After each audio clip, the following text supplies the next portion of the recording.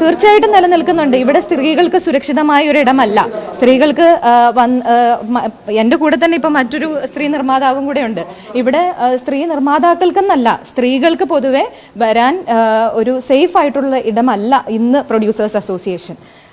ഇത് പുരുഷന്മാരുടെ ഒരു കുത്തകയാക്കി വെച്ചിരിക്കുന്നത്. പ്രത്യേകിച്ച് പതിറ്റാണ്ടുകളായിട്ട് ഈ പറയുന്ന കുറച്ച് പേരുടെ, ഒരു 10-15 പേരുടെ കുത്തകയാക്കി വെച്ചിരിക്കുന്ന ഒരു അസോസിയേഷനാണിത്.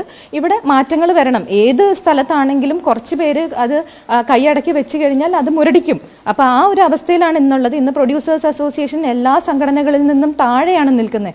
അത് ഇങ്ങനൊരു അവസ്ഥയിലേക്ക് ഇതിനെ എത്തിച്ചത് ഇപ്പോൾ ഇരിക്കുന്ന ഭരണാധികാരികളാണ്. അവിടെ മാറ്റം സംഭവിച്ചെങ്കിൽ മാത്രമേ മൊത്തത്തിൽ ഇൻഡസ്ട്രി, ഒരു പ്രൊഡ്യൂസേഴ്സ് അസോസിയേഷനിൽ മാറ്റം വരുമ്പോൾ അത് പരോക്ഷമായി മുഴുവൻ ഇൻഡസ്ട്രിയുമായാണ് ബാധിക്കുന്നത്. അപ്പോൾ അത്